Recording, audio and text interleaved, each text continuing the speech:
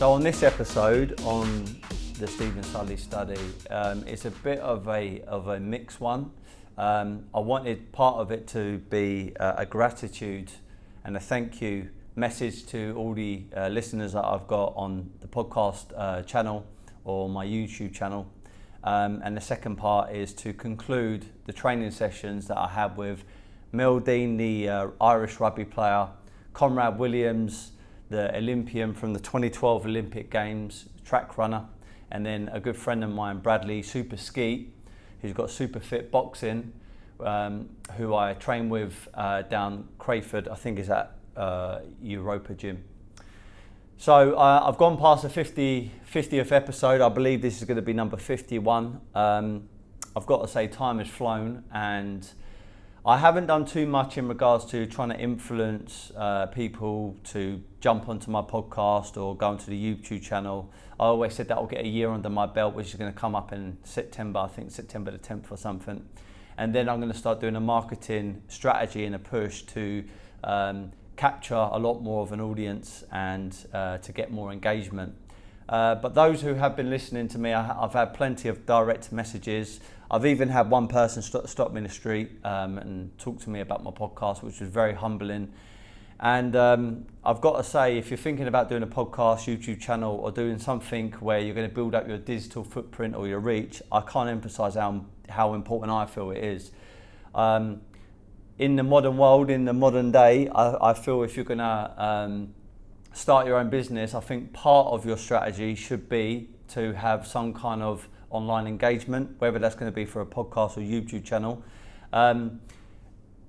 A person said to me, who I look up to, very, very wealthy guy, but he has made his money through more of a traditional route. And what I mean by a traditional route is a typical business, which has taken years and years and years to develop, and he's very, very successful, very switched on person. And he said to me, why are you continue doing it? Well, number one, it's a passion for me doing podcasting. I really, really enjoy it. I love meeting new guests. I believe that your net worth is determined slightly by your network. And every time I do a podcast, I'm expanding my network. Also, I get a lot of education, inspiration and motivation by my guests. I love hearing their challenges and how they've come over adversity. But then also, my answer to him was, it's the modern day CV. When my brother's just done it recently because he's applying for a new job and he's had to write out a CV, but I honestly do feel that most employers today will jump on the internet, look at your social media accounts, Facebook, Instagram, Twitter, LinkedIn, or they're just going to look you up on the internet. I feel if you've got guests on your podcast, I feel that if you've got a YouTube channel, I feel if you train and you capture that content, I feel if you do public speaking, if you're a reader, if you do charity work, if you work with maybe a younger demographic and you're trying to inspire them, I think that holds a lot more weight than a typical CV. I'm not saying your A-levels, your GCSEs or your university degrees don't count for anything, because they certainly do.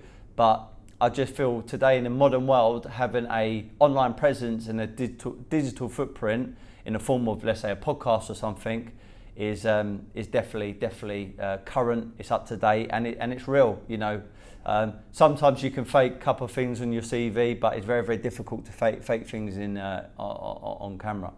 So this is a big thank you to say to everyone who's listened, all my guests, people that reached out to me, and I've got plenty more really good guests coming up over the next few weeks. And also a big well done and thank you to Mimboso. I'm in the co-working space at their head offices.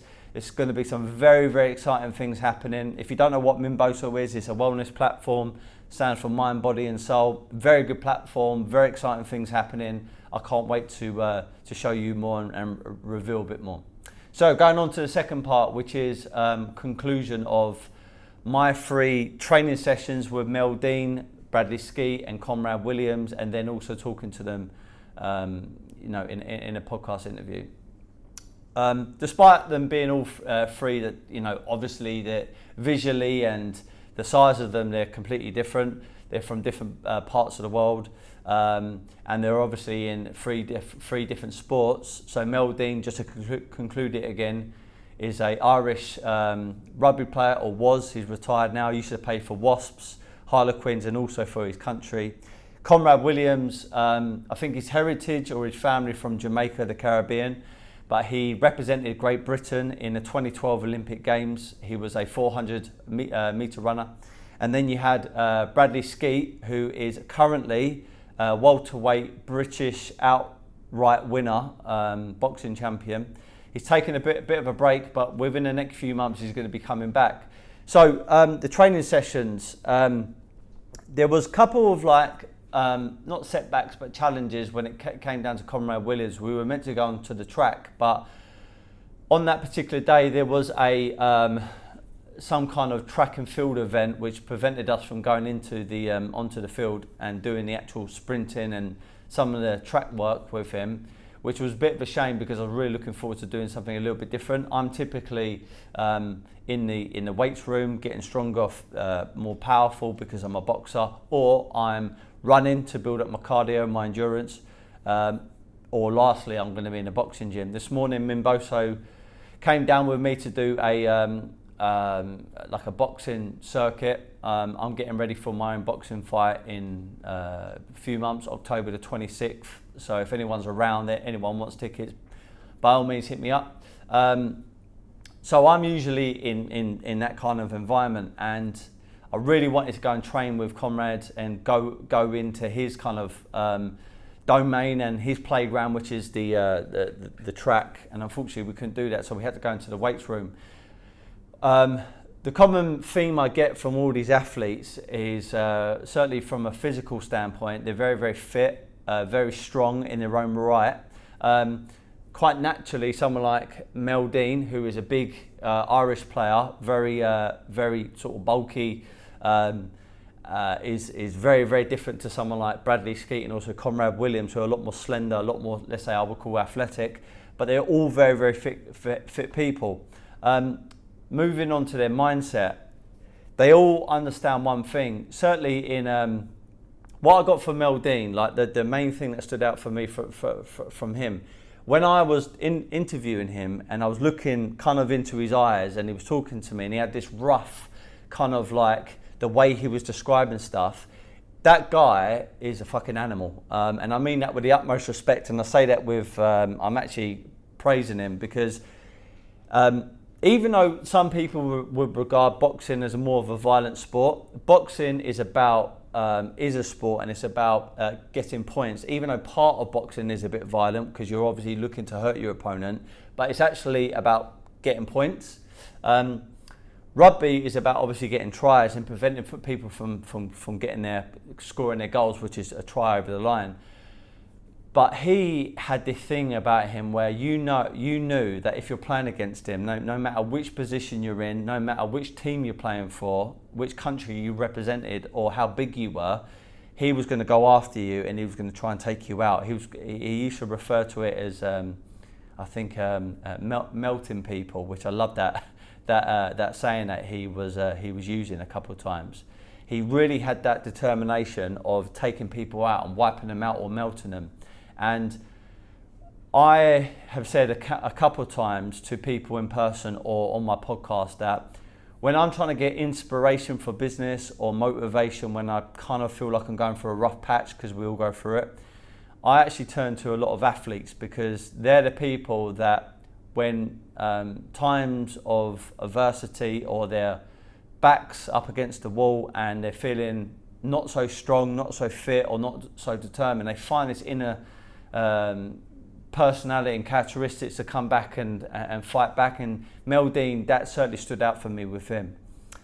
Moving on to Conrad Williams, what I loved about him is his preparation. Now, I'm not saying that the others didn't prepare, because they obviously did. They're athletes and they have to. I know fully well that if you don't prepare in the gym and you don't put the hard graft in, you're going to certainly bleed a lot more when you get into the ring, because you're going to get found out.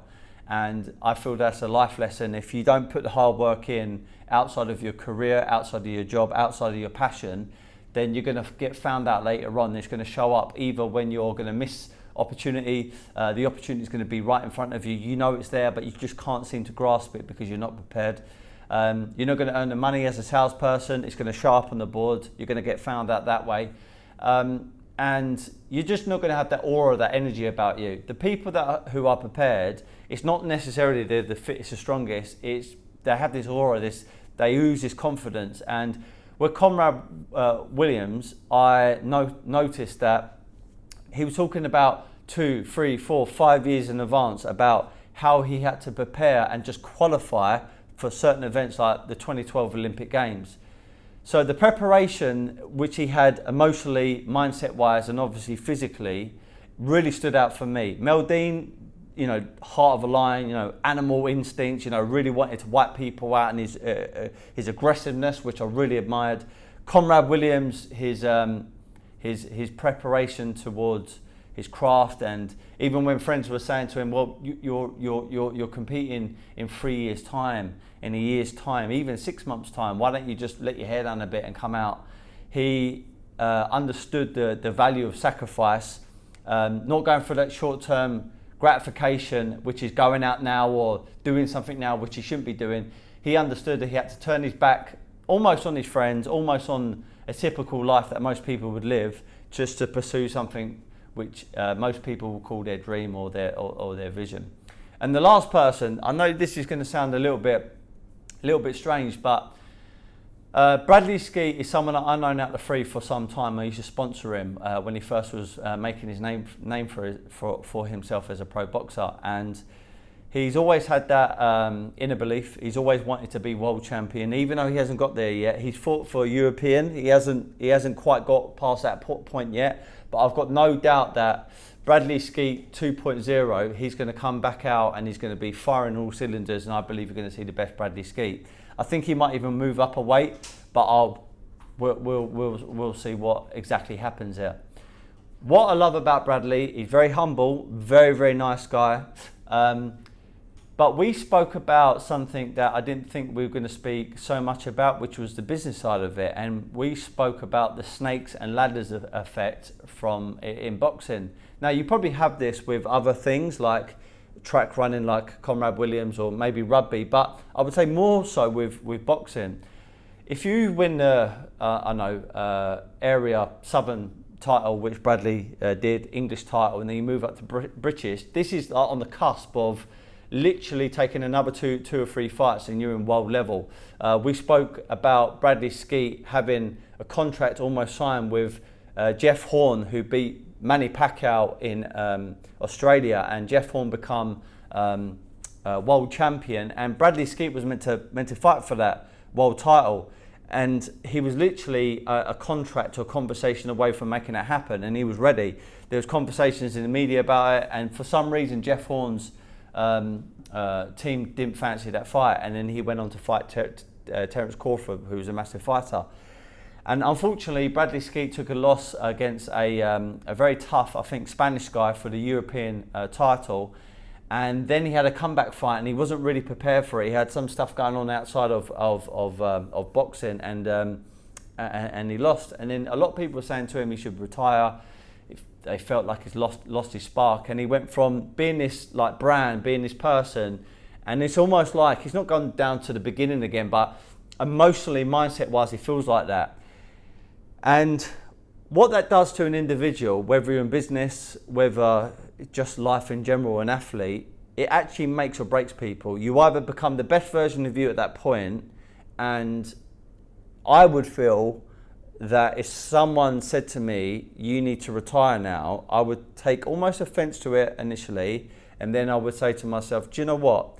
I'm going to come back more aggressive, more hungry, more than determined than ever before. Not only to get to where I feel I need to be, or where I've dreamt, or where my vision is, which is going to be a world champion, but I'm going to show all them motherfuckers who doubted me that I am number one and I can come back from adversity. And I've got no doubt that Bradley's going to go and do exactly that.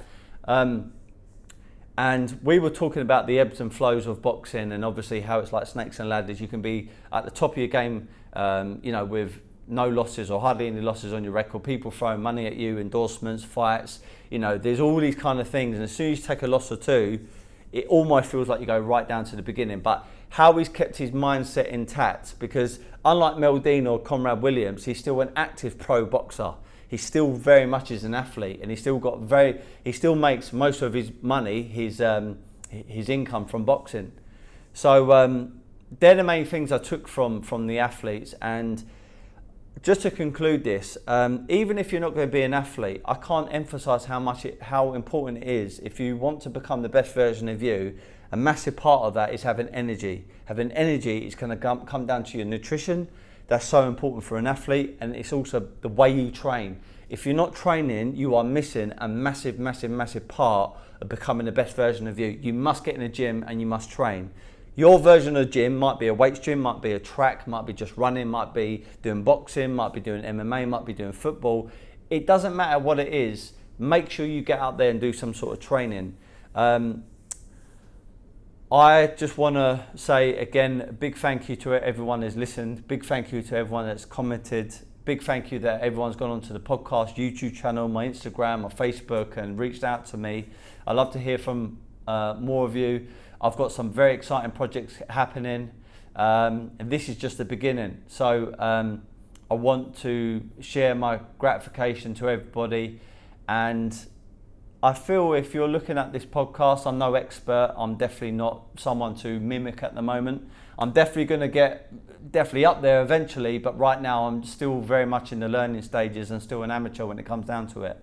But I hope even if there's one or two of you that got some kind of inspiration and you're thinking about doing a podcast, just go and fucking do it. Time is against us every single day, and you're either utilising the time or you're not. And I just feel that part of your profile as a individual, part of your profile as a business person, is you should be doing a lot more things online, even if it is just occasionally, just to build up a digital footprint.